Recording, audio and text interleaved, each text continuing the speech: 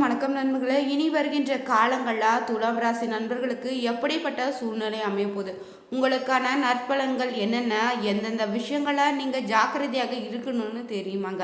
இந்த வீடியோவை ஸ்கிப் பண்ணாமல் பாருங்கள். மேலும் நீங்கள் பார்த்தீங்கன்னா உங்கள் வாழ்க்கையில் லட்சுமியும் குபேரனுடைய அருள் பரிபூரமாக இருக்க உங்கள் வீட்டு பூஜை அறையில் பார்த்தீங்கன்னா வெள்ளிக்கிழமைகளில் கற்கண்டு சிறிது வைத்து நெய்வேத்தியமாக வைத்து வழிபடுவதோ சிறப்பான பலன்களை ஏற்படுத்தி தூபங்களை கொளுத்தி நீங்கள் லட்சுமி குபேர மந்திரங்களை 108 முறை துதித்து வணங்கி வழிபடுவதோ சிறப்பான பலன்களை ஏற்படுத்தி தருங்க.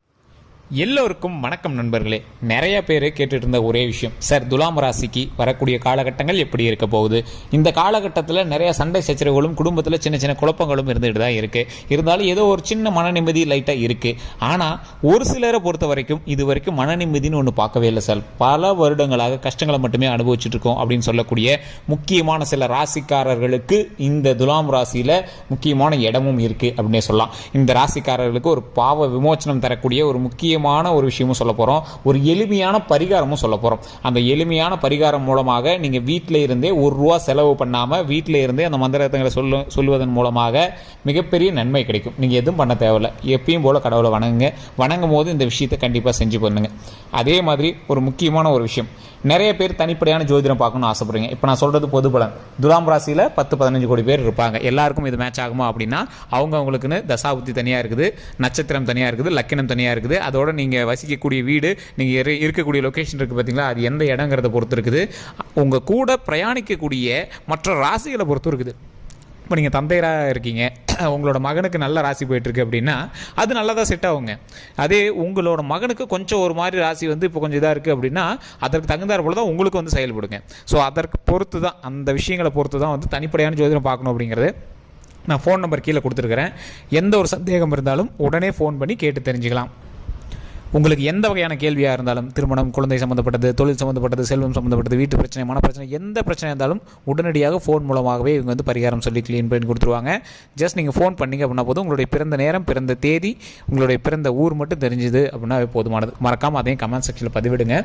அதே மாதிரி நிறைய பேருக்கு எந்த வகையான உங்களுடைய கேள்விகளாக இருந்தாலும் உடனடியாக ஃபோன் மூலமாகவே நீங்கள் தொடர்பு கொண்டு அந்த பிரச்சனையை நீங்கள் சால்வ் பண்ணிக்கலாம். சரி சார், இப்போ இந்த துலாம் ராசி பற்றி தெரிஞ்சுக்கலாம். துலாம் ராசி என்பவர்களுக்கு வருங்காலங்கள், அதாவது இனி வரக்கூடிய காலங்கள் ஓரளவுக்கு உங்களுக்கு ஓப்பனான ஒரு ஸ்பேஸ் அப்படின்னே சொல்லலாம் சார். சந்தோஷத்தை அள்ளி அணுகக்கூடிய ஒரு நேரமாகவும் வரக்கூடிய காலங்கள் அமையப்போகுது. இதுக்கு முன்னாடி நீங்கள் பட்ட கஷ்டங்கள்லேயே மிகப்பெரிய கஷ்டம் எது அப்படின்னா மன ரீதியாக குழந்தைகளினுடைய கஷ்டத்தை நீங்கள் அதிகமாக பட்டிருப்பீங்க. நீங்கள் தாய் தந்தையராக இருந்தீங்க அப்படின்னா குழந்தைகளுடைய கஷ்டத்தை நீங்கள் அதிகமாக கொஞ்சம் ஃபீலிங்காகவே இருந்திருப்பீங்க. இருந்தாலும் ஒரு அப்படியே கொஞ்சம் மைண்ட் கொஞ்சம் கிளியராக இருக்கும். அப்போ பரவாயில்ல சார், பழசக்கப்புறம் லைட்டாக கொஞ்சம் பரவாயில்ல சார் விடுவீங்க. இன்னும் ஒரு தரப்பினர் பண ரீதியாகவும் மன ரீதியாகவும் ரொம்ப கஷ்டப்பட்டுருப்பாங்க. உடல் ரீதியான விஷயங்கள ரொம்ப ரொம்ப கஷ்டப்பட்டு இருந்திருப்பீங்க. அவங்க எல்லாருக்குமே ஒரு தீர்வு, ஒரு பரிகாரமும் நான் சொல்கிறேன். வீடியோவை ஸ்கிப் பண்ணாமல் பாருங்கள். எப்போவுமே தாய் உள்ளம் கொண்டவங்க துலாம் ராசின்னு சொல்லுவாங்க. தாய் உள்ளம்னா எப்படி? எல்லாருக்கும் செய்யணும், குடும்பத்தில் இருக்கிற எல்லாத்துக்கும் செய்யணும். சாப்பாடே இல்லை அப்படின்னாலும் மற்றவங்களுக்கு சாப்பாடு போடணும் அப்படிங்கிற அளவுக்கு இவங்க ரொம்பவே ஒரு உன்னதமான தாய் உள்ளம் கொண்ட ராசி. இந்த ராசிகள் அதிகமாக சந்தித்த விஷயம் துரோகம். இவங்களோட ஒரு பெரிய மிஸ்டேக் என்ன அப்படின்னா பேசும்போது ஓப்பனாக பேசிடுவாங்க, மனசில் எதுவுமே வச்சுக்க மாட்டாங்க. எதாக இருந்தாலும் பேசி அப்படியே ஓப்பனாக பேசி திட்டிட்டு விட்டுருவாங்க. ஸோ அந்த மாதிரி இருக்கக்கூடிய இந்த துலாம் ராசி அன்பர்களுக்கு பல கஷ்டங்களும் பல இன்னல்களும் பல துரோகங்களும் கடந்த காலங்களில் நீங்கள் சந்திச்சிருப்பீங்க. அந்த கஷ்டங்களாக எப்படி தீர்க்கணும் அப்படின்னு கடவுள்கிட்ட அப்படி பிரார்த்திப்பீங்க. துலாம் ராசியினுடைய சாராம்சமாக என்னமோ தெரியல, குலதெய்வ வழிபாடின் மூலமாக உங்களுக்கு குலதெய்வம் நிறைய விஷயங்களும் உங்களுக்கு உறுதுணையாக இருக்கும். நிறைய இன்டிமேட் பண்ணும், இந்த விஷயத்தை பண்ணாத, இந்த விஷயம் தான் நடக்கும் போது நீ அதற்கு தகுந்தாற் போல நடந்துக்கோ, இந்த விஷயம் தான் இருக்குது அதுங்கிற மாதிரி ஏதோ ஒரு இன்டிமேஷன் உங்களுக்கு கொடுக்கும். நீங்கள் குலதெய்வத்தையே வணங்காமல் சாமியினுடைய அருளே நீங்கள் சாமியவே நான் கும்பிட்றதில்ல சார் அப்படின்னாலும் இந்த துலாம் ராசிக்காரங்க அடுத்து என்ன நடக்க போகுது அப்படிங்கிற இன்டிமேஷன் உங்களுக்கு கண்டிப்பாக தெரிஞ்சிருக்கும். அது உண்மை அப்படின்னா மறக்காம கமெண்ட் செக்ஷனில் பார்த்து விடுங்க. துலாம் ராசினருக்கு இதோட ஒரு பெரிய ஹைலைட் என்ன அப்படின்னா, இந்த துலாம் ராசினர் எதை தொடங்கினாலும் நல்லா சூப்பரான ஒரு விஷயமா வரும். உங்களோட முகத்தை பார்த்துட்டு போனாவே அந்த விஷயம் மிகப்பெரிய ஒரு சக்ஸஸ் ஆக முடியும். அந்த மாதிரி ஒரு ராசிக்காரர்கள் இந்த துலாம் ராசிக்காரர்கள். உங்களுக்கு எந்த மாதிரி ஒரு கிரக பயிற்சி நடந்துட்டு இருந்தாலும் உங்களுடைய முகம் ஒரு பாசிட்டிவான முகம், உங்ககிட்ட பேசிட்டு போனாவே ஒரு பாசிட்டிவான விஷயம் அப்படின்னு உங்களோட நண்பர்கள் வட்டாரத்தில் சொல்லியிருப்பாங்க. இது கண்டிப்பாக உண்மை அப்படின்னா மறக்காம கமெண்ட் செக்ஷனில் பற்றி விடுங்க. ஒரு சில நேரங்களில் உங்கள் மேலே நிறைய பேர் கோவப்படலாம். என்ன தான் கோவப்பட்டாலும் குடும்பத்தில் இருக்கிறீங்களே அவங்க மேலே பழி சுமத்தலாம், திட்டலாம், என்ன வேணாலும் பண்ணியிருப்பாங்க. ஆனால் அத்தனைக்கு மேலே உங்களை கடவுளாக நினைப்பாங்க. அவங்களோட வார்த்தைகள் அப்படி இருக்குமே தவிர என்ன இருந்தாலும் நீங்கள் தான் மெயின் அப்படிங்கிற மாதிரி தான் உங்களோட ஃபேமிலியில் நடந்துட்டு இருக்கும். அதே மாதிரி இலகிய மனம் கொண்ட உங்களை நிறைய பேர் ஏமாத்துறது தான் பார்த்துருவாங்க. நிறைய ஏமாற்றங்கள் நீங்கள் வந்து சந்திச்சிருப்பீங்க. பண விஷயங்கள் நிறைய இடங்களை கொடுத்து மாட்டியிருப்பீங்க.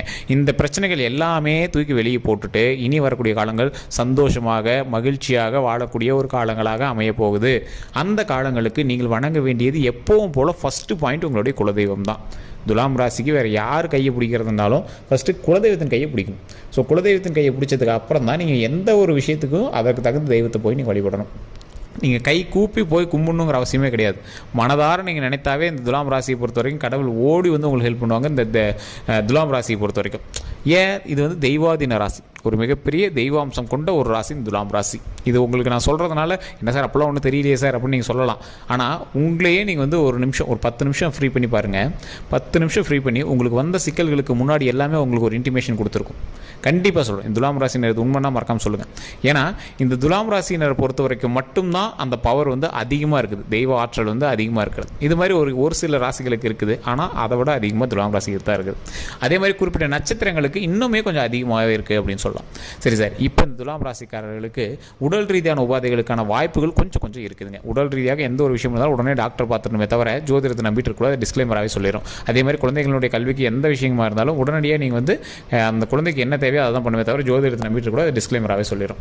ஸோ உடல் ரீதியாக உங்களுக்கு சின்ன பிரச்சனைகள் இருக்கிறதுக்கான வாய்ப்புகள் இருக்குது. அது எல்லாமே ஒரு பெரிய விஷயமாலாம் இருக்காது. இருந்தாலும் நீங்கள் உடனடியாக டாக்டர் வந்து செக் பண்ணிக்கணும். உங்களோட கொலஸ்ட்ரால் கரெக்டாக மெயின்டைன் பண்ணிக்கோங்க, கொஞ்சம் நடக்கிற விஷயங்களை அதிகப்படுத்திக்கோங்க, நல்லா கொஞ்சம் எக்ஸசைஸ்லாம் கொஞ்சம் அதிகப்படுத்திக்கோங்க, அவுட்டர் ஃபுட்டை கொஞ்சம் அவாய்ட் பண்ணிக்கோங்க, ட்ராவலிங்கை கொஞ்சம் கம்மி பண்ணிக்கோங்க. வெயில் காலங்களாக இருந்தது அப்படின்னா அதற்கு தகுந்தாற் போல் உங்களோட உடலை வந்து அதிகமாக தண்ணி குடித்து அதை கொஞ்சம் சமநிலையாக வைத்துக்கோங்க. பிபிலாம் கொஞ்சம் கண்ட்ரோலாக வச்சுக்கோங்க. இந்த மாதிரி எந்த ஒரு physical activity and mental health, நல்லா தூங்கி எழுந்திரிங்க. ஸோ இந்த மாதிரி விஷயங்கள் எல்லாத்தையுமே உடம்பை ஆரோக்கியமாக வச்சுக்கோங்க. இதுக்கு மேலே கடவுள் வந்து உங்களுக்கு நன்மையான விஷயங்கள், ஃபேமிலி சம்மந்தப்பட்டது, பணம் சம்மந்தப்பட்ட விஷயங்கள் ஓரளவுக்கு உங்களுக்கு ரிலாக்ஸேஷன் கொடுக்குறாரு அப்படின்னா உடல் ரீதியான விஷயங்கள் நீங்கள் வந்து சுறுசுறுப்பாக இருக்கணும்.